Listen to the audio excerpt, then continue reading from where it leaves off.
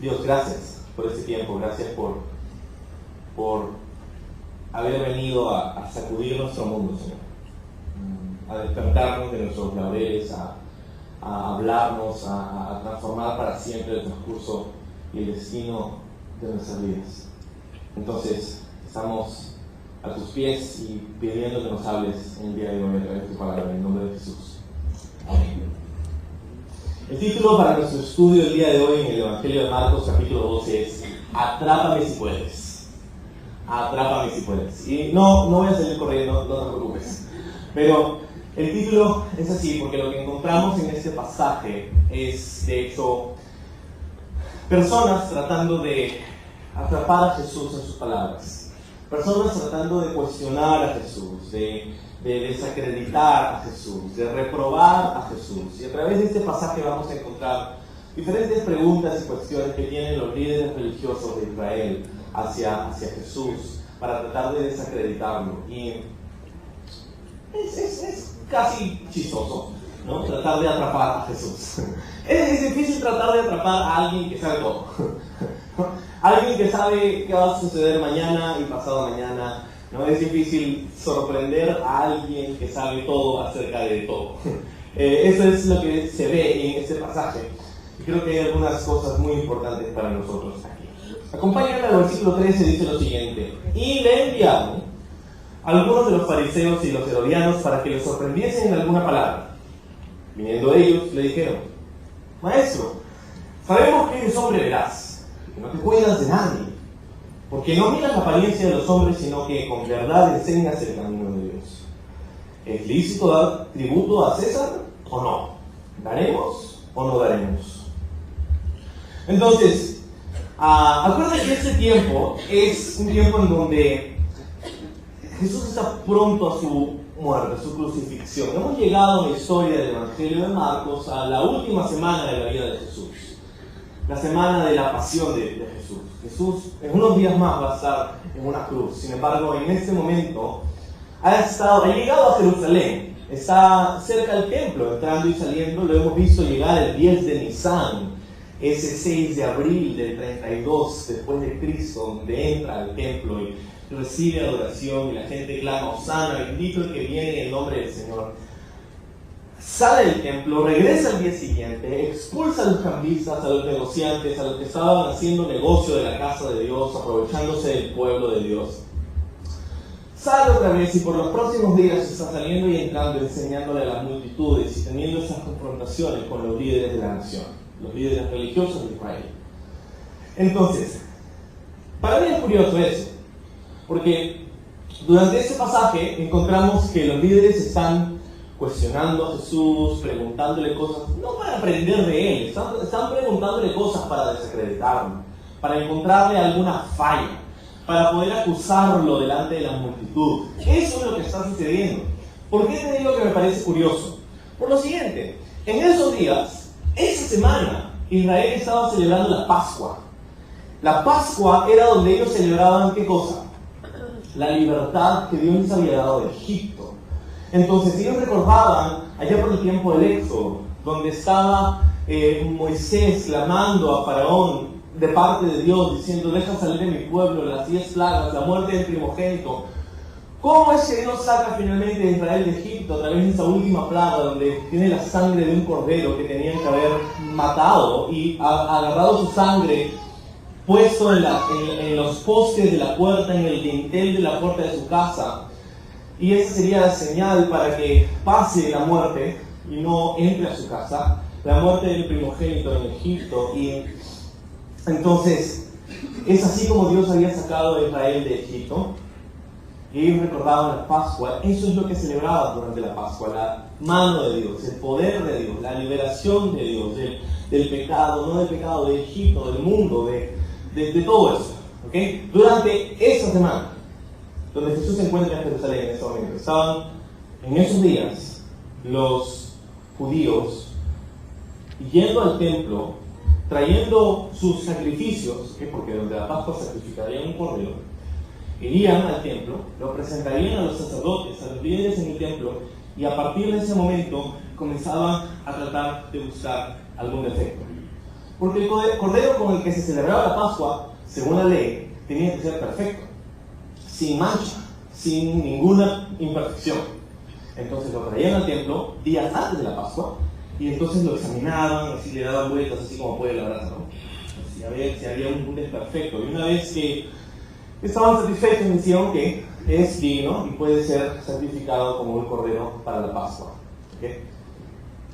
Mientras que eso estaba sucediendo en esos días, Jesús estaba siendo inspeccionado por los líderes religiosos para tratar de encontrar algún defecto, para tratar de encontrar alguna falla. Estaban dándole vueltas por todos lados, Jesús haciéndole preguntas por aquí, por allá, y eso y el otro, tratando de descalificarlo.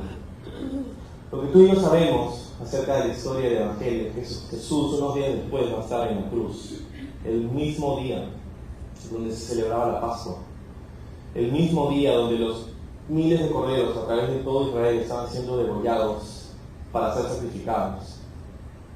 Jesús estaba en una cruz. Jesús pasó la inspección. Fue digno del sacrificio. Llegó a la cruz. No pudo ser descalificado. No pudieron atraparlo en sus palabras. Eso es lo que viene más adelante. Sin embargo, ahora están en mi proceso de tratar de a ver Jesús por acá, darle la vuelta, a ver si por acá, tratando de encontrar algún defecto en Jesús. Y eso es lo que vemos en este pasaje. Vinieron algunos de los fariseos y herodianos. Estos dos grupos son curiosos porque normalmente se odiarían. No se podrían ver ni en pintura. Lo que quiere decir, ¿por qué? Porque los fariseos, como probablemente sabes, eran las personas que amaban la ley, la estudiaban y la memorizaban desde niños. Muchos de los fariseos eran también escribas, lo que quiere decir que ellos pasaban de un manuscrito a otro, mientras que se deterioraba el pergamino anterior para preservarlo uno nuevo. Eran básicamente fotocopiadoras humanas. Y mientras hacían eso, se aprendían la ley, la Torá, se aprendían todo. Y ellos eran los que enseñaban al pueblo. Entonces, eran vistos como personas muy religiosas. Era la parte conservadora, ultra conservadora de los judíos. Los herodianos, por otro lado. Los herodianos, como su nombre revela, eran los simpatizantes de Herodes, que era un monarca o una autoridad romana. Los herodianos, por ejemplo, estaban de acuerdo con que Roma los gobernara. Eran judíos también, los herodianos. Eran judíos tanto como los fariseos. Sin embargo, ellos decían, bueno, Roma no está tan mal, ¿no? Somos ciudadanos romanos, tenemos beneficios. Ok, no hay problema con Herodes, que era el gobernador de esa parte de la nación. Entonces, tienes a los herodianos que decían Roma, no hay problema. Y tienes a los fariseos que decían jamás, ¿por qué? ¿Por qué nos van a controlar los de Roma si nosotros somos una nación independiente? A los patriotas, los ultraconservadores, ellos no querían nada que ver con Roma, no nos importa. Ellos estaban completamente en desacuerdo. Entonces, tienes a fariseos, tienes a herodianos y tienes a Jesús. Y ahora tienes a todos grupos que normalmente se odiarían, pero están ahí abrazaditos, haciéndole preguntas a Jesús. ¿Por qué? Porque tienen un enemigo común. ¿No? Es curioso, esto es espiritual, es hasta satánico, diría yo. Es una unión entre dos grupos, dos organizaciones, dos partidos que se odian para concentrar y redirigir ese odio hacia Jesús. Eso pasaba en el tiempo de Jesús, eso pasa en estos días. Personas que no tienen nada en común excepto el odio por Jesús. Entonces vienen esas personas y le hacen esa pregunta: maestro, primero le dicen, no, sabemos que eres hombre veraz, que no te cuidas de nadie, que no tienes la apariencia de los hombres, con verdad sigues el camino de Dios. Esos cuatro enunciados son ciertos. Claro que Jesús es un hombre de verdad. Claro que Jesús no trataba de agradar a las multitudes. Claro que Jesús no discriminaba. Claro que Jesús enseñaba el camino de Dios en verdad. Pero por supuesto, el problema es que ellos no lo creían en verdad. Ellos no creían eso. Solamente estaban tratando de embadurnar a Jesús. Estaban tratando tú sabes, tenemos varios términos para eso. Chupamedias, sobón, franelero, salamero, tú sabes. Eso es lo que estaban haciendo. Estaban tratando de, no sé, de caerle bien a Jesús para que cuando se distraiga por los halagos, ahí le ponen la pregunta y ahí lo van a hacer caer. Oye lo que pensaba. Sí, entonces sí, mira Jesús, tú eres así, tú eres así. Y le preguntan, ¿es lícito dar tributo a César o no? ¿No? Estaban tratando de que él responda algo sin pensar. Porque estaban tratando de que pase más tiempo pensando en los halagos que en la respuesta. ¿No? Esa es una táctica interesante. Es más, tengo una historia por aquí. Estaba en Israel el año pasado. ¿Este año? No me acuerdo. Y la cosa es que estábamos saliendo para entrar a Jordania. Y no nos dejaron entrar a Jordania porque cometimos el error de entrar por el sitio donde no se puede. Hay 3 sitios, elegimos el que no se puede.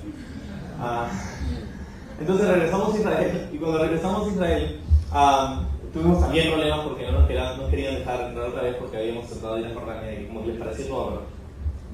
No solo eso, sino que en nuestro grupo había una persona que no era hebreo, que había estado en Israel por algún tiempo y entonces era un poco más sospechosa que el resto, sospechoso que el resto de nosotros.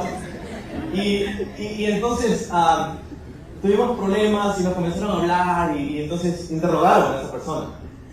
Hombre o mujer, puede ser. Y pasaron como 2 horas más o menos y no querían dejarlos pasar y entonces se supone que estábamos ahí de turistas y entonces pero ellos pensaban que no, que eran entonces todo un perfil, ¿no? que nos estaban haciendo y especialmente a esa persona y entonces después sale la persona del cuarto de interrogación en Israel no sé ni dónde estamos en Israel. La cosa es que sale un agente de migraciones, de qué será, de Israel, y nos dice, ya, a ver, vas a uno de tus amigos para que venga y hable, queremos hacerle preguntas, porque esto está medio sospechoso. Entonces, todos estábamos así como, ya, pues yo sé, entonces yo fui. Entonces fui, y lo que estaban tratando de hacer es que estaban tratando de averiguar qué es lo que mi amiga o amigo estaba haciendo en Israel durante ese tiempo. Entonces, yo me hicieron unas preguntas, ¿no? Y eran preguntas así como de sí y no, que no te tomó mucho tiempo responder, ¿no?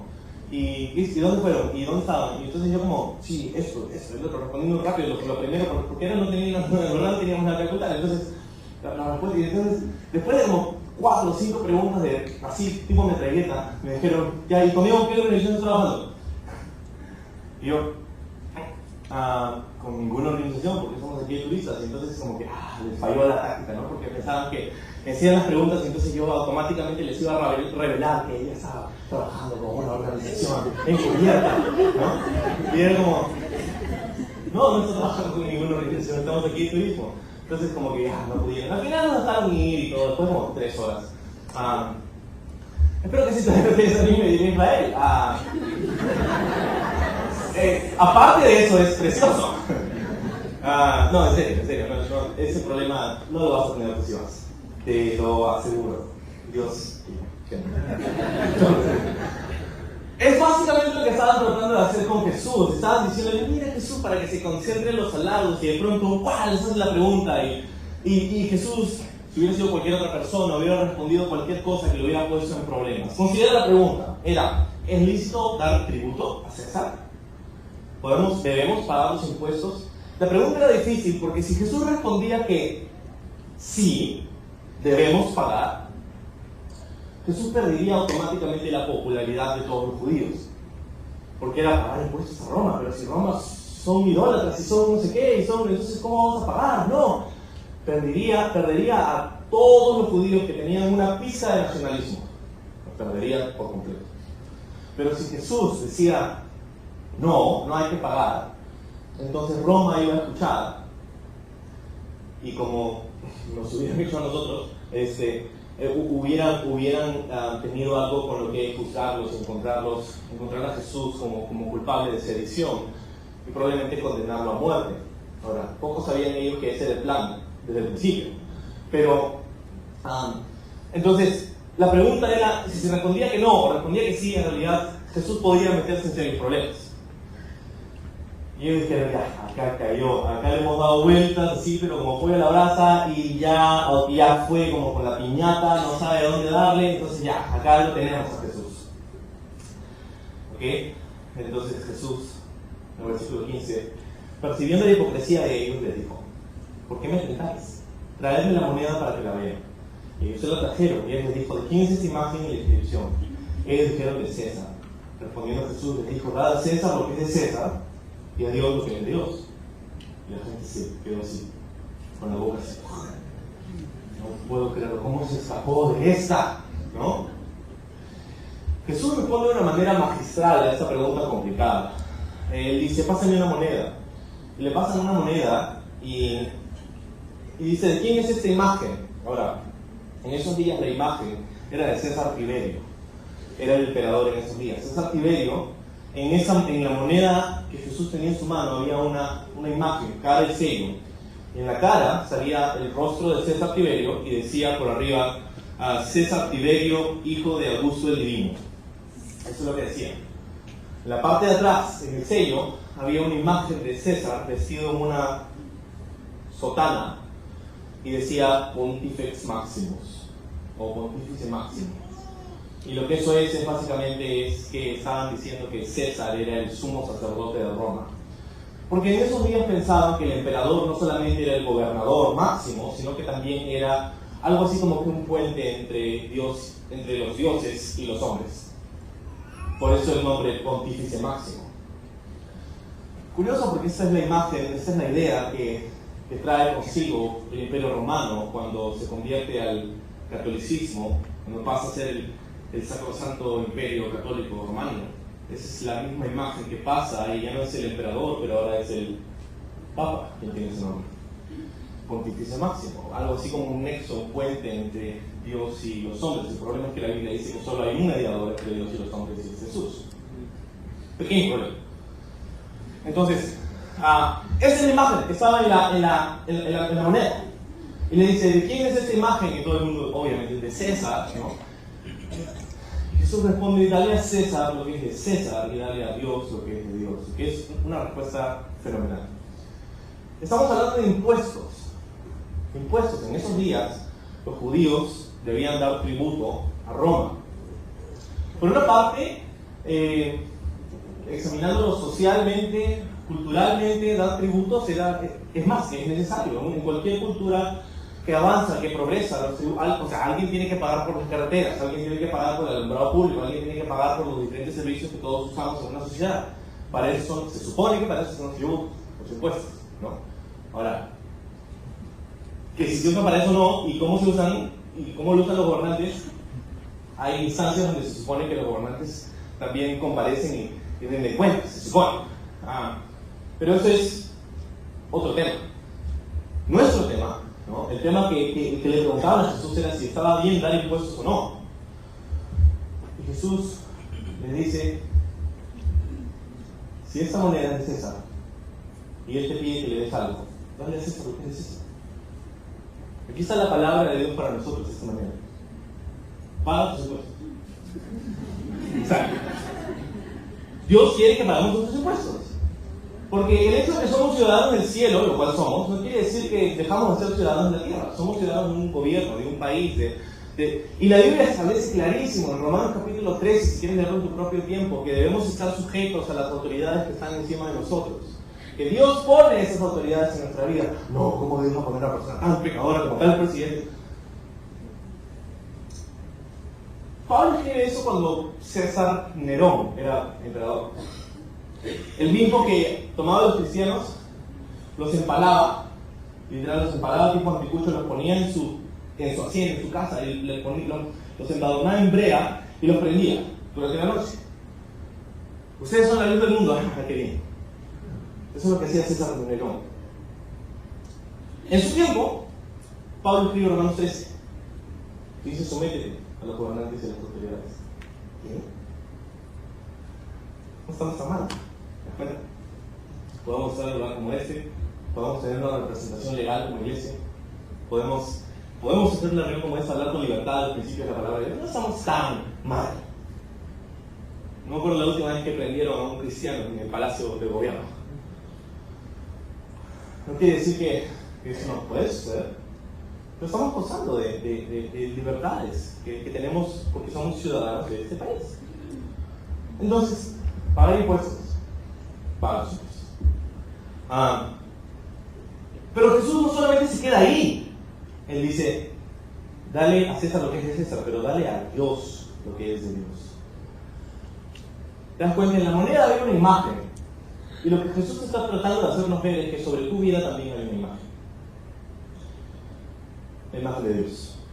Cuando Dios crea al hombre en el libro de Génesis, dice, hagamos al hombre a nuestra imagen y semejanza.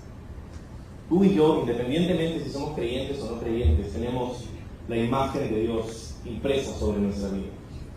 Somos hechos a la imagen de Dios. Él es nuestro creador. Y si Él es nuestro creador, entonces le debemos algo a Él. Nosotros somos deudores de Dios. Dios no es deudor de nosotros.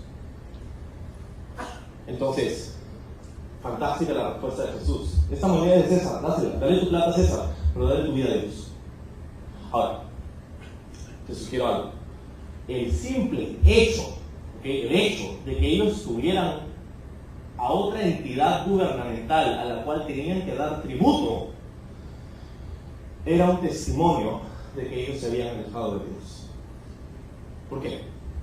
Porque en el libro de Éxodo, tanto como en el libro de Josué, cuando la nación de Israel estaba comenzando a conquistar la tierra prometida, así cuando estaban poniendo, es como cuando te metes en la piscina y tratas de probar el agua, así como estabas poniendo el dedo en la tierra, cuando estaban recién entrando a la tierra prometida, en dos ocasiones diferentes, con Moisés y con Josué, Dios pone a todo el pueblo de Israel, unos 2 o 3 millones de personas, sobre 2 montes. La mitad de la nación en un monte que se llamaba Gerizim, la otra mitad en otro monte que se llamaba Ebal, Gerizim, pone el monte, y Dios, a través de Moisés y luego a través de Josué, les lee al pueblo las bendiciones de la obediencia a este lado, y luego les lee al pueblo las maldiciones de la desobediencia al otro lado. Y todos leían, escuchaban y decían amén, amén, amén, amén, amén. Así es, así es, así es. Si obedeces a Dios, Dios te va a bendecir. Si desobedeces a Dios, Dios te va a maldecir. Es básicamente lo que estaba sucediendo ahí. Ahora, una de las maldiciones de la desobediencia era que si ellos se apartaban de Dios y comenzaban a servir a otros dioses y comenzaban a darle la espalda a Dios, otras naciones iban a venir a conquistarlos a ellos. Esa era una de las maldiciones de la desobediencia. Lo cual pasó, ¿no? Estamos en el tiempo de Jesús y tienes a Roma gobernando a Israel. Entonces, el hecho de que tengan que pagarle una moneda con la cara de César a Roma es indicativo de la condición espiritual de la nación de Israel. Entonces, dale a César lo que es de César, pero dale a Dios lo que es de Dios. Dale a Dios lo que es de Dios. La gente se maravillaba. Entonces, versículo 18. Vinieron a él los saduceos que dicen que no hay resurrección y le preguntaron. Que ahora viene otro grupo más. Ya no son los fariseos y los herodianos, ahora son los saduceos. Los saduceos eran un tercer grupo dentro de los judíos, que la palabra saduceo viene de una raíz hebrea que significa justicia. Entonces ellos, los saduceos, eran los justos. Eso es lo que significa saduceos, los justos. Ellos, primero, solo creían en los 5 primeros libros de la Biblia, en lo que se llama el Pentateuco, o lo que ellos conocían como la Torá. Los primeros 5 libros, eso solo creían en eso nada más. Segundo, no creían en la vida después de la muerte. No creían que hay resurrección, no creían que hay nada. Ellos pensaban, cuando el cuerpo se muere, el alma se muere y no hay nada más. Eso es todo. No creían en la vida después de la muerte. Ahora, gracias a esa creencia, ellos decían, si esta vida es todo lo que tenemos, entonces vamos a aprovecharla al máximo, vamos a sacarle todo el jugo. Y entonces lo que pasaba es que muchos de los saduceos eran personas adineradas, personas que habían conseguido mucha influencia, mucho poder, mucha fama. Era la aristocracia de Israel, los saduceos. Eran los pensadores de su día, los lógicos, esto es todo, eran los liberales. Si los fariseos eran los ultraconservadores, la derecha, los saduceos eran la izquierda, eran los que tenían poder y tenían fama y tenían riqueza, pero eran liberales en su forma de pensar. Entonces, saduceos vinieron a Jesús y le dijeron eso: Maestro, versículo 19, Moisés nos escribió que si el hermano de alguno muriera y dejara esposa, pero no dejara hijos, que su hermano se case con ella y levante descendencia a su hermano. Entonces, esta es la ley que están citando. Se encuentra en Deuteronomio capítulo 25. Es la ley que se conoce como la ley del Levirato. ¿Qué es eso? En esos días, las tribus tenían tierras que Dios les había asignado. Entonces, esas se pasaban de generación en generación. Pero si había una persona que se casaba pero no tenía hijos y moría, sus tierras se iban a quedar en el limbo, y otra persona se iba a apoderar de esas tierras y se iba a mezclar todo de una forma que Dios no quería.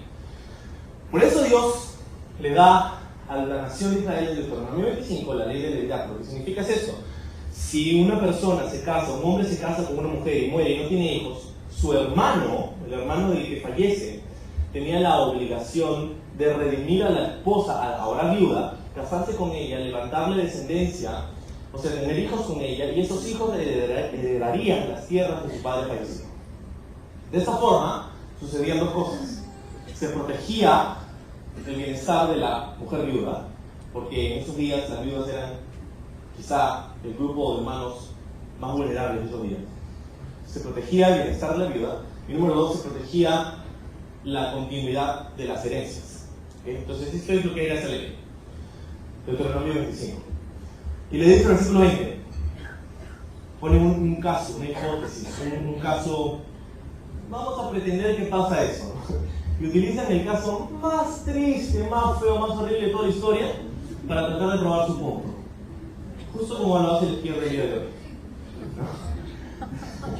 Entonces, versículo 20. Hubo 7 hermanos.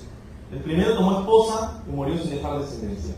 El segundo se casó con ella y murió y tampoco dejó descendencia. El tercero de la misma manera. Yo ya para ese tiempo me estaría preguntando qué es lo que le está poniendo la esposa en la página. Así los siete hermanos, y no dejaron descendencia, y después de todos murió también la mujer. La historia más melodramática y trágica. Todos murieron, los 7 hermanos, y la mujer también se murió. El caso más triste, más improbable, más feo de todo. La izquierda hace esto todavía en el video, ¿no? Para citar un ejemplo nada más: el aborto. Quieren legalizar el aborto. ¿Por qué? Porque estas pobres mujeres que están siendo violadas deberían tener el derecho de poder elegir sobre su cuerpo. Nadie está diciendo que la violación es algo bueno. Es horrible, es terrible. Los violadores deberían tener una condena muy dura bajo la ley. Pero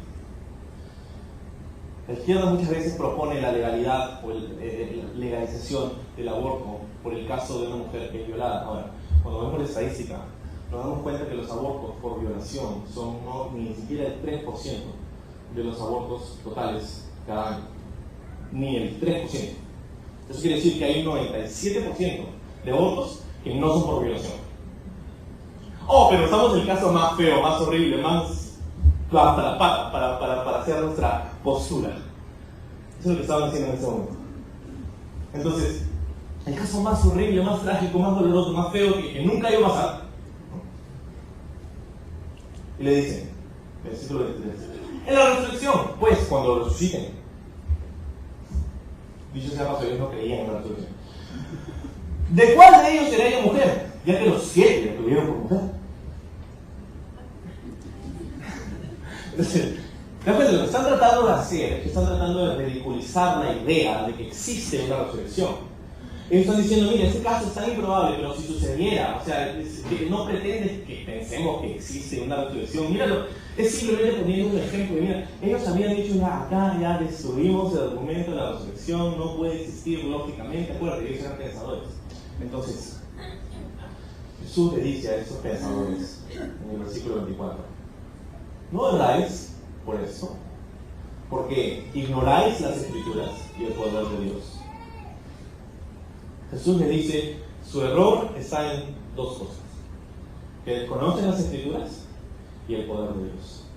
Y dicho sea de paso, esa es la razón por la que cualquier persona comete un error al tratar de ridiculizar a Dios o a la Biblia. ¿Por qué? Porque número uno, no conoce la Biblia. ¡Ay, en la Biblia hay tantos errores, hay tantas incongruencias, hay tantas contradicciones! A ver, dígame una. Es que así me dijeron. Nunca leyeron la Biblia en su vida, pero hay tantas contradicciones. Desconocen la Biblia y desconocen el poder de Dios. El poder de Dios. Entonces, ese es el error. Y Jesús les responde. Ya identificó el problema, pero ahora Jesús les responde la pregunta en el versículo 25. Porque cuando resuciten de los muertos, fíjate, Jesús no dice si es que resucitan, no. ¿Cuándo resucitan? Ni se casarán ni se darán en casamiento, sino que serán como los ángeles que están en los cielos. Entonces, los ángeles que están en los cielos. Ojo, eso no quiere decir que el ser humano cuando muere se convierte en un ángel. No es que se muere y le dan sus alitas. No. Dice, seremos como los ángeles. Los seres humanos y los seres angelicales son dos tipos de creación diferentes. Nosotros no nos morimos y nos convertimos en ángeles, no te preocupes. No pasa eso bíblicamente. Dice Jesús, seremos como ángeles. Como ángeles. En tanto que, dice Jesús, no se casarán ni se darán en casamiento.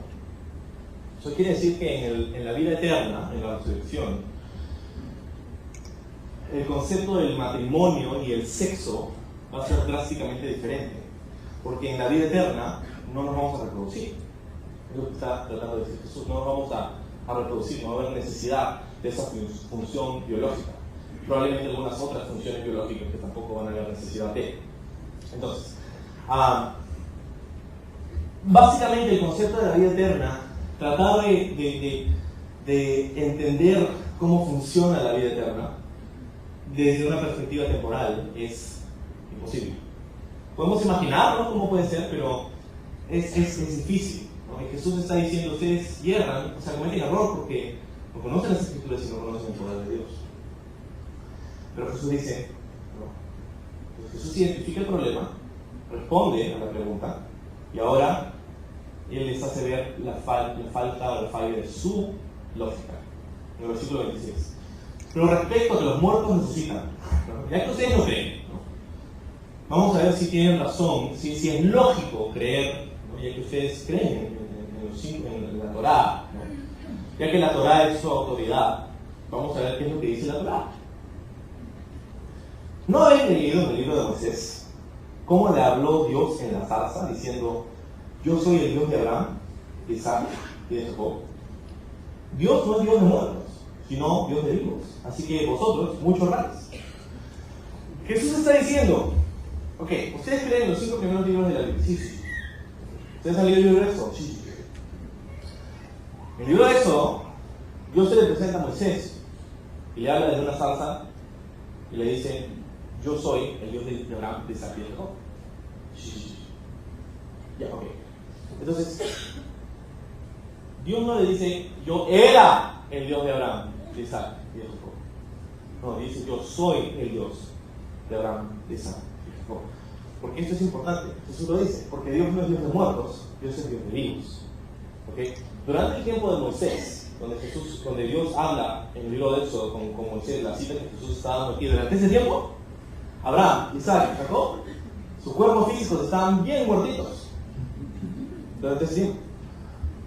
Sin embargo, Dios dice, yo soy el Dios de Abraham, de Isaac y de Jacob. Lo que quiere decir ahí es que mientras que sus cuerpos físicos habían muerto, ellos espiritualmente, ellos estaban aguardando la resurrección, estaban vivos. De hecho, una prueba de esto es en la transfiguración de Jesús, donde estaban Moisés y Elías conversando con Jesús. ¿Quiénes? Jesús habían muerto siglos antes de ese momento.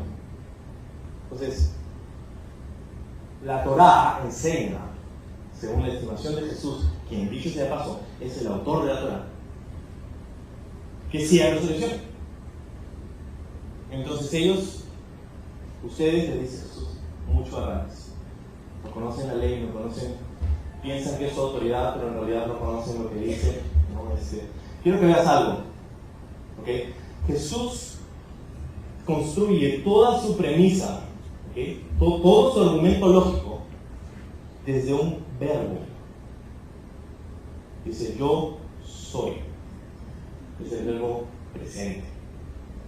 Toda su premisa está en un verbo. ¿Qué quiere decir eso? Quiere decir que para Jesús, esos detalles gramaticales, esos detalles, esas cosas pequeñitas de la ley, importan. Jesús construye todo su argumento para estos hombres en este momento desde un verbo. Jesús tenía una percepción de la escritura muy alta. Su visión de la Biblia era muy alta, ¿verdad? Cuando la gente le dice, pero ¿qué importa? No, a Jesús le importaba. Verás, a nosotros nos debería importar. A nosotros nos debería importar los detalles dentro de la escritura. Deberíamos conocer la escritura, deberíamos conocer las escrituras para no incurrir en error, pero deberíamos recordar el poder de Dios para no incurrir en incredulidad. ¿Okay? Los detalles importan. Por eso es que pasamos tiempo hablando acerca de las palabras originales, por eso es que pasamos tiempo hablando acerca del contexto histórico, por eso es que pasamos tiempo hablando acerca de lo que está sucediendo, del contexto geográfico. Por eso, porque si sacamos un versículo y lo sacamos fuera de su contexto, vamos a terminar en error. Por eso necesitamos pasar tiempo considerando los detalles. No podemos pasar tan rápidamente acerca de esas cosas importantes. A Jesús le importaban los detalles de la Escritura, a nosotros no nos debería importar también. Entonces, versículo 28, acercándose uno de los escribas, que lo había oído discutir, y sabía que les había respondido bien, le preguntó a Jesús, ¿cuál es el primer mandamiento de todos? Ahora, en esos días había un debate. El debate era, ¿cuáles son los mandamientos más importantes y cuáles son los que, más o menos? Entonces el debate era, y no había un consenso. Nadie podía estar de acuerdo en cuál era el mandamiento más importante y cuál era el menos importante y a cuál tenían que prestar atención y cuál no. Entonces él le hace esta pregunta para, tú sabes, añadir leña al fuego. Entonces, ¿cuál es el primer mandamiento de todos? Y Jesús le responde en el versículo 29. El primer mandamiento de todos es, yo creo que ya estaban así como, ya lo agarramos. Oye Israel, el Señor nuestro Dios es, el Señor uno es. Oye Israel, el Señor nuestro Dios, el Señor uno es. ¿Okay? Esta es la famosa frase que sería conocida para cualquier judío, que se llama Shema, ¿no? Es porque esa es la primera palabra de esta frase en hebreo, que es Shema Israel, Adonai Eloheinu, Adonai Echad. ¿Qué significa eso? Oye Israel, nuestro Dios el Señor, nuestro Dios uno es. Entonces, eso no sonaría a los oídos de los judíos. Sí, claro, Shema, nosotros sabemos eso. Y luego Jesús le dice, y amarás al Señor tu Dios con todo tu corazón y con toda tu fuerza y con toda tu alma y con toda tu mente. Ese es el principal mandamiento. Y el segundo es semejante, amarás a tu prójimo como a ti mismo. No hay otro mandamiento mayor que ese. Entonces Jesús una vez más se escapa de esa pregunta, de la polémica de esta pregunta, incitando una polémica incluso más grande para ellos. Entonces digo, sí, Shema Israel, nosotros entendemos esto, pero es que toda la ley, Jesús no está diciendo que esto es más importante, Jesús está diciendo que de esto se trata todo. Es el resumen de toda la ley. Y eso no es la palabra. Amor. Eso es todo. Ama a Dios y ama a los demás. En eso se resume toda la ley. Ahora, hay personas que dicen, sí, la ley. Nosotros no estamos bajo la ley. Nosotros no estamos bajo la gracia. No vamos bajo la gracia, ya no estamos bajo la ley. Y eso se utiliza por personas que quieren, de alguna manera, descubrirse de la responsabilidad que la ley representa. El problema es este. Hay que identificar que hay dos tipos de ley dentro de la ley de Moisés. Hay ley ritual y hay ley moral. La ley ritual, tú sabes, es la ley de los sacrificios, de los holocaustos, de las ofrendas. Ritual, todo lo que tiene que ver con rito. ¿Okay? Y la ley moral tiene que ver con la actitud de nuestro corazón, con la moralidad del ser humano. Ahora, la ley ritual ha sido consumada en Jesús. Es por eso que hoy día no tenemos que ofrecer sacrificios, hacer holocaustos. Por eso que nosotros no tenemos que seguir las leyes dietéticas, aunque algunos deberíamos hacer dieta. Por eso que no tenemos que hacer eso, porque la ley ritual ha sido consumada en Jesús. Sin embargo, la ley moral, tengo una noticia para ti, la ley moral está vigente para ti y para mí, bajo la gracia. La ley moral está vigente. ¿Por qué? Porque la ley moral es, por ejemplo, no matarás. Matar sigue siendo un pecado. No mentirás, sigue siendo un pecado. No robarás, sigue siendo un pecado. La ley moral sigue estando vigente para ti y para mí, bajo la gracia de Dios. Sigue siendo vigente. Jesús dijo, yo no he venido a destruir la ley, yo he venido a cumplirla, lo que dijo Jesús. Entonces él resume toda la ley en estas dos cosas: ama a Dios y ama a tu prójimo. Y eso es vigente para ti y para mí. Ama a Dios y ama a tu prójimo. Es el resumen de lo que Dios nos llama a hacer: amar a Dios, amar a nuestro prójimo. ¿Cómo es que hacemos eso? ¿Cómo? Fíjate, es un mandato. Amar es un mandato. Ahora yo no entiendo, porque si se supone que amar, obligación, si yo amo, ¿cómo me va a decir que yo me estoy obligando a amar? Sí y no. No, porque fundamentalmente el amor es voluntario, si no, no es amor. Pero segundo, el amor es más que una emoción, ¿verdad? Hay gente que piensa que me siento, te amo, me siento como, ¿no? Se siente como mariposas en el estómago. Y hay gente que se casa por eso, se casa porque siente mariposas en el estómago porque le hace sentir tan bien, ¿no? El problema es que el amor no es solo una emoción. Justamente esa es la razón por la que gente se casa, pero también es la razón por la que gente se divorcia. Es que ya no te amo. Ya no siento amor por ti. Vaya Fernanda, ¿no? Entonces, ya no siente la gente amor y por eso se divorcia. Ahora, la cosa es, obviamente el problema es mucho más complicado, pero cuando se trata de amor, el amor es una decisión. Es una, tú decides amar. Porque una vez te vas a sentir como que amas y otra vez te vas a sentir como que no amas. Todos los que tenemos más de 4 o 5 años casados entendemos eso. Una vez que las mariposas como que dejan de... están más tranquilas, están ahí pero están tranquilas. Te vas a dar cuenta que a veces te sientes, wow, cuánto te amo, y otros días no tanto. Pero ¿qué vas a hacer cuando esos días vengan? ¿Qué vas a hacer cuando las mariposas no vengan? Lo que la Biblia dice es, decide amar. Porque amar es una decisión, tú decides hacerlo, a pesar de que no te sientes quizás como para hacerlo. Ama a Dios. Es que no sé, no me siento como que leer la Biblia, no me siento como que ir a la iglesia, no me siento. ¿No te sientes? No importa cómo te sientes. Ama a Dios, decide amar a Dios. 1, y ama a los demás. Ama a los demás. No, si yo amo a Dios, pero no, por este sujeto no me preguntes. 1 Juan.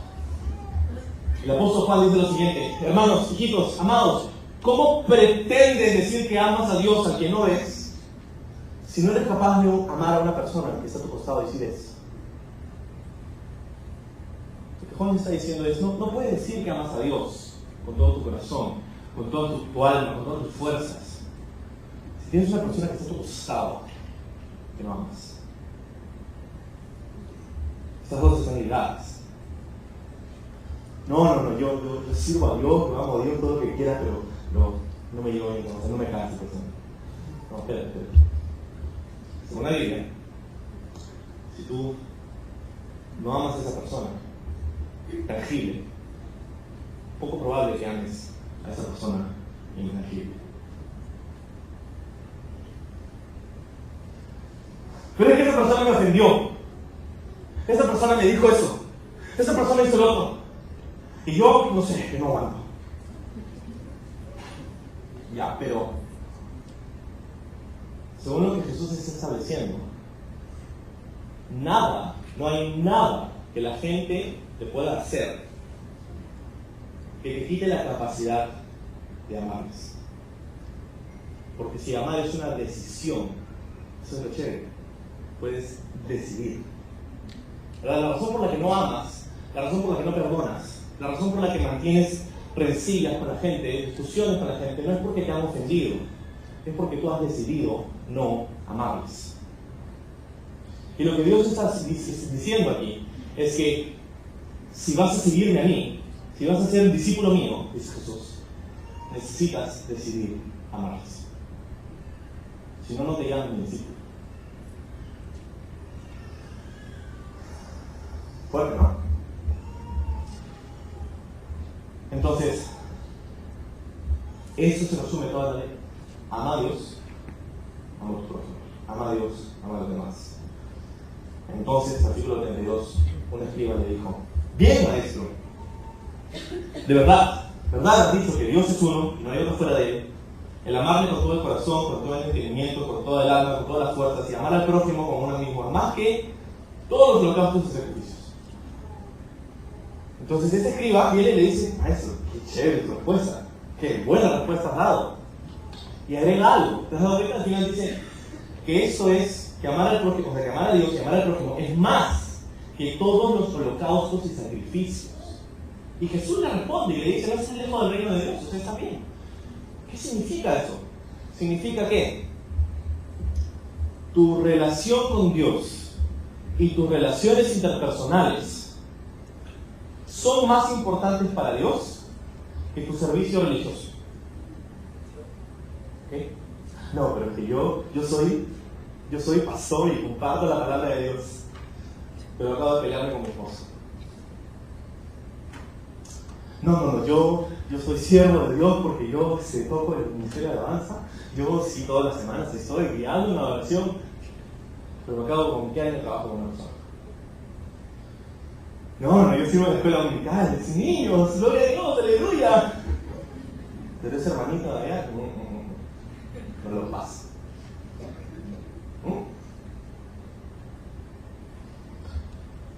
Tu relación con Dios, tus relaciones interpersonales, a Dios le importan más que tu servicio religioso. Jesús lo dijo de otra forma. Jesús dijo: si estás en el altar, que estás a punto de dar un sacrificio, estás presentando tu ofrenda a Dios, y te acuerdas que tienes algo contra alguien, Jesús dice: deja tu ofrenda ahí. Dios no le vas a hacer daño. Deja tu ofrenda ahí. Ve, reconcíliate con tu hermano, y luego regresas y ya tu ofrenda. Es importante. Jesús nos está mostrando en qué se resume aquello que Él pide de nosotros. Amor. Amor por Él, amor por los demás. Tú dices: yo no tengo eso. No sé si tengo eso, honestamente. No quiero ser rebelde, pero no me nace. ¿Cuántas veces escuchabas? No me nace. ¿Sabes qué es lo curioso acerca de una decisión? Que la puedes tomar. La puedes hacer. Eso es lo chévere de una decisión. ¡Ay, la luz está apagada! No puedo creer que la luz está apagada. Bueno, ¿ese es el interruptor? Pero está apagada la luz, no me hace prenderla.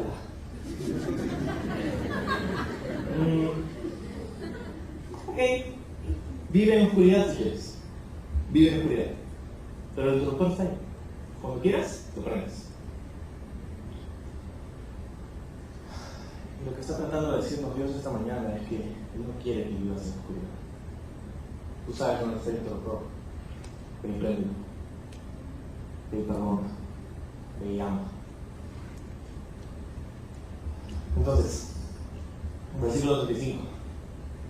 Enseñando Jesús en el templo decía: ¿cómo dicen los escribas, es Jesús hablando, que el Cristo es el Hijo de David? Entonces Jesús le hace una pregunta a la gente en el templo.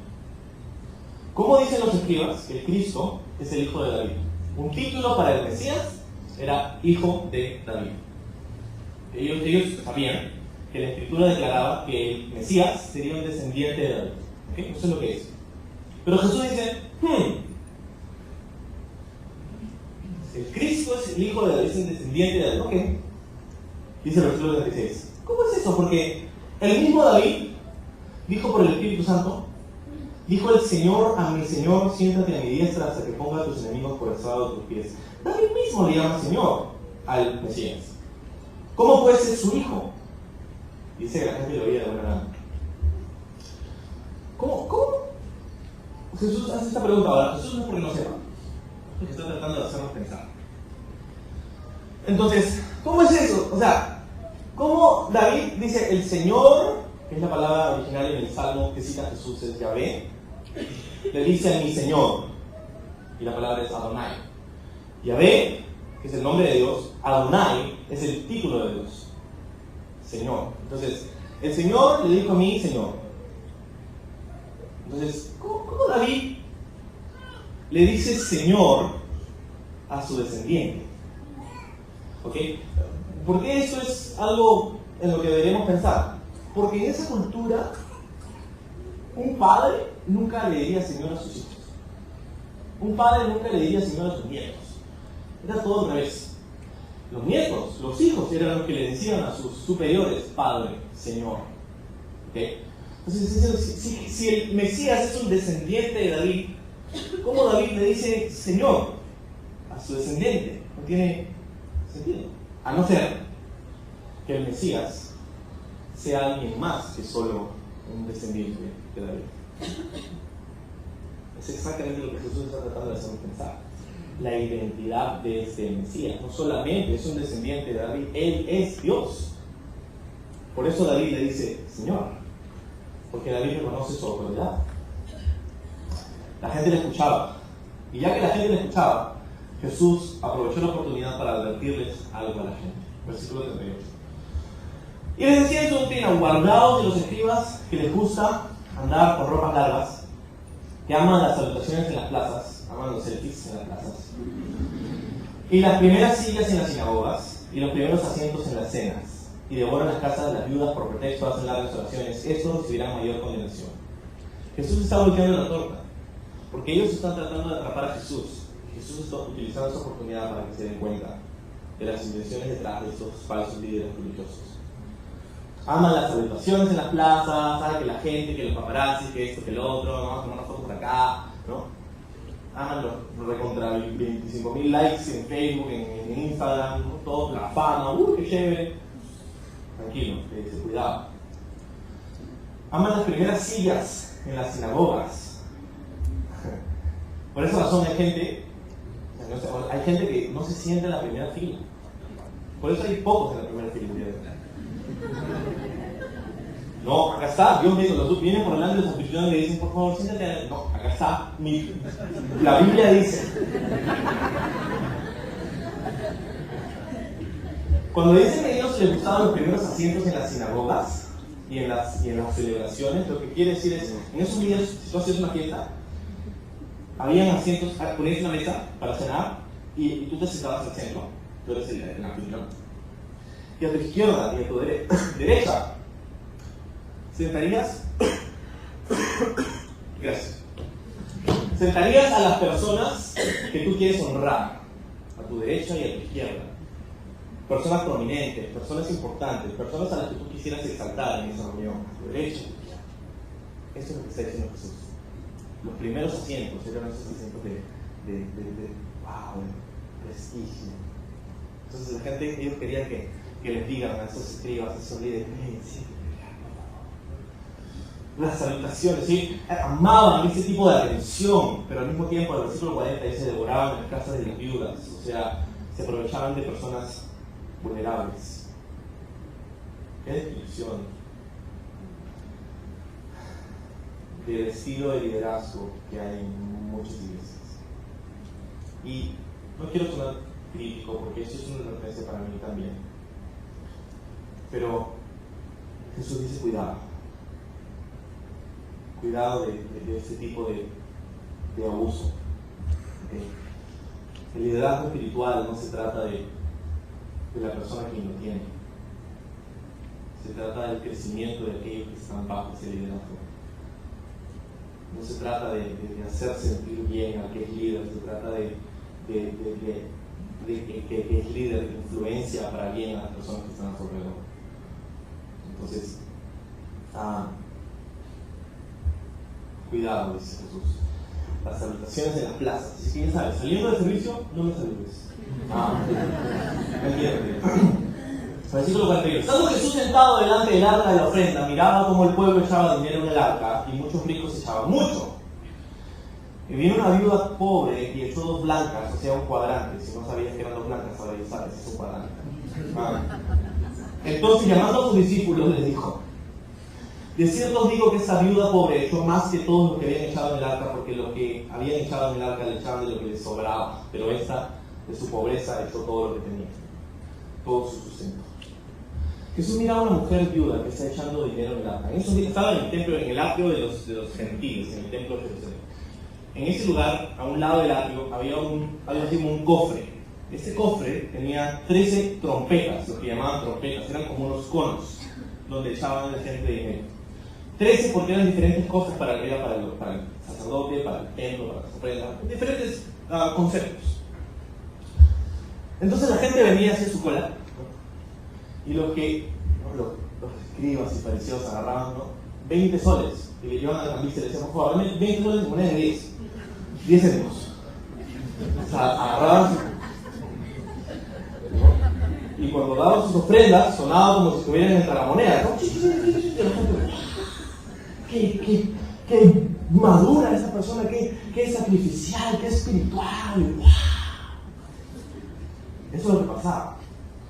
Agarraban las monedas y las 13 trompetas, ¿no? Y viene la mujer viuda y va y echa 2 blancas, que ya sabes, significa un cuadrante. O sea, es como 50 céntimos en el equivalente del día de una china. Va la viuda y dice que todo su sustento era 50 céntimos. Y lo ha hecho.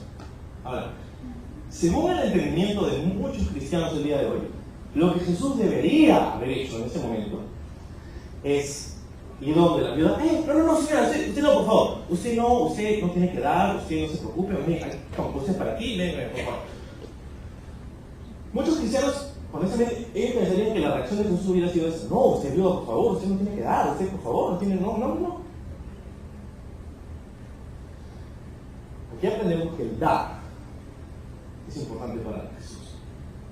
El dar es importante para Jesús. Por varias razones. Número 1, Jesús no condena a esa viuda. No detiene a esa viuda. Es más, felicita a esa viuda. Según muchos cristianos, Jesús tenía que haberla detenido, darle una ofrenda para que coma ese día y mandarla a su casa. Pero Jesús no solo no la detiene, sino que la felicita. Número 1, dar es importante para Dios. ¿Por qué? Porque trata con tu corazón. Dar no se trata de recaudar fondos. Dar se trata de poner a Dios primero. Cuando tú das, estás diciendo: el dinero no es primero, mi trabajo no es primero, mis responsabilidades económicas no son primero. Todas son importantes, pero Dios es el más importante. Y Jesús dijo: esta mujer dio más que todos los que habían dado de sus obras. Los que habían dado de sus obras probablemente habían dado mucho más que una china. O sea, habían dado probablemente mucho más. Pero aquí entendemos algo más acerca del dar. Que tu actitud te importa más a Dios que el monto. Tu actitud importa más que el monto que das. ¿Por qué? La Biblia dice: Dios ama al dador alegre. Al dador alegre. Se trata de ponerle a Él primero. Se trata de confiar en Él. ¿Qué implicaba para esa viuda echar todo su sustento en esa arca?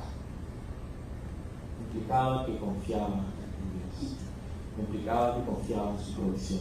Implicaba que ella sabía que su jefe, su dueño, su padre, su amo era Dios. No el dinero. No el dinero. Entonces, esta mujer dio, Jesús la felicita. Ahora, Hay algunas personas que piensan, tú sabes, Calvary, somos Calvary, entonces tenemos unas cajas afuera, nunca mencionamos el dinero, nunca mencionamos las ofrendas. Si tú das 10, si no das 10 tampoco, ya, ok. Pero hay algunas personas que piensan entonces que ese sistema es el sistema de Dios, ungido de Dios. Por eso, algunas personas, si tú dices eso, tápale los oídos un momento. Hay algunas personas que vienen y dicen, yo me quedé en Calvary por eso. Porque nunca pasaron el plato del balde de las ofrendas. Por eso me quedé en Calvary. Ahora, ¿cómo te digo esto?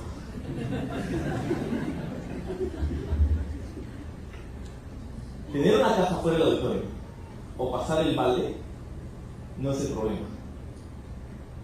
El problema es tu corazón. Es tu actitud con la que das. Porque verás, tú puedes ir afuera del auditorio y dar con un corazón amargo, horrible. Y eso es peor que pasar el balde. Entonces, el método, ¿no? Si pasamos el balde en el servicio, si tocamos una canción, si pasamos las ofrendas, o sea, ese no es el problema. El problema es tu corazón. ¿Te das cuenta? Entonces, Jesús dice, esta mujer hizo muy bien. Para cerrar lo que hemos visto en este capítulo, básicamente esa frase que Jesús dice, dale a Dios lo que es de Dios. Que dale a Dios lo que es de Dios. Amor, que le debemos a Dios, amor. Yo te sugiero 4 cosas que le debemos a Dios. Número 1, le debemos devoción. Devoción implica amor, implica afecto, implica tiempo. ¿Cómo amas a una persona pasando tiempo con esa persona? ¿Cómo amas a una persona dándole tiempo de calidad a esa persona, prestándole atención a esa persona? Le debemos nuestra devoción a Dios. Número 2, le debemos adoración. Le debemos nuestra adoración. Adoración es hacer un análisis de nuestra vida y darnos cuenta que Dios es el primero. Eso es adorar. Cuando le das a Dios el primer lugar. Entonces le debemos nuestra adoración. Le debemos nuestra obediencia. Número 3, nuestra obediencia. Dios es Dios. Le debemos nuestra obediencia. Y número 4, le debemos nuestro servicio. Y el orden es importante. Le debemos nuestra devoción, le debemos nuestra adoración, le debemos nuestra obediencia y finalmente le debemos nuestro servicio. Le debemos a Él nuestro servicio, no primero, pero nuestro servicio, nuestra obediencia, nuestra adoración y nuestra devoción. No amamos porque somos obligados, amamos porque no podemos evitarlo. No damos porque somos obligados, damos porque no podemos evitarlo, porque Dios ha suplido nuestras necesidades, porque Dios nos ha confiado con recursos, porque Dios ha sido fiel en nuestra vida. No perdonamos porque Dios nos obliga, perdonamos porque entendemos que nosotros hemos sido perdonados. ¿Te das cuenta? Entonces, devoción, adoración, obediencia y servicio. Vamos a orar. Señor, gracias por tu palabra, gracias por recordarnos estas verdades. Y Señor, yo sé que para algunos esta tarde significa algo distinto, algo particular. Señor, queremos responder a tu palabra, no queremos ser oidores nada más. Señor, lo que nos has hablado esta tarde para algunos significa perdonar, llamar a esa persona, sacar una cita con esa persona y confesarle su corazón y pedirle perdón y reconciliarse con esa persona. Esa persona que estás pensando en ese momento, en esa persona. Para ti significa eso. Llama a esa persona, conversas con esa persona, pide perdón a esa persona, reconcíliate con esa persona. Esa es la palabra de Dios para ti. Para otras personas, eso significa confía en Él. Confía en Dios. Significa ponlo a Él primero. Significa da, no de obligación, pero con un corazón alegre, entendiendo que todo es suyo. Para otras personas significa cosas distintas. Significa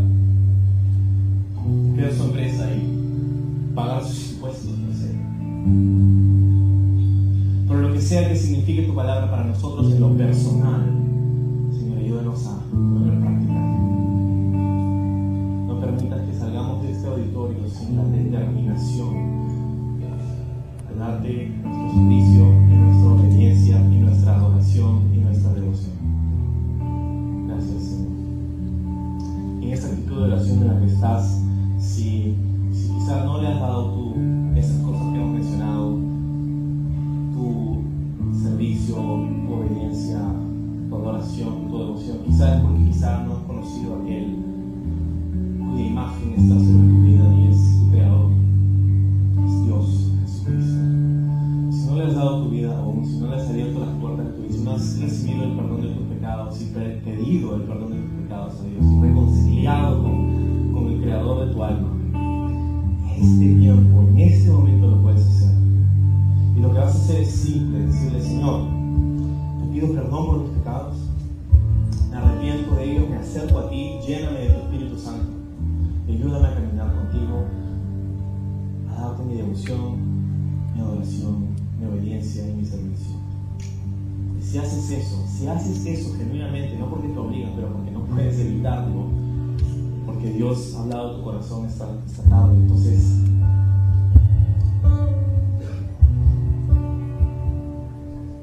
la Biblia enseña que tú, si haces eso, eres parte de su familia, recibes una nueva vida, una nueva oportunidad, recibes gracia y sobre todo dice refrigerio, paz de Dios. Entonces, vamos a terminar cantando a Dios, adorándolo y sabes, si tú quieres reconciliarte con Dios, es simple. Haz una oración como la que te acabo de enseñar, acércate a Él durante este tiempo. Y si lo has hecho, si lo haces durante este tiempo, conversa con nosotros al final, saliendo al auditorio hay una mesa donde hay personas que están ahí para saludarte, para ayudarte. Conversa conmigo si me encuentras por ahí abajo y ya no sabes qué, no lo sabes qué, mi hermano, sabes qué, hice esa oración y hazlo saber. Te animo a que te reconcilies con Dios, que recibas tu perdón, su gracia, su misericordia. Ponte y vamos a orar al Señor.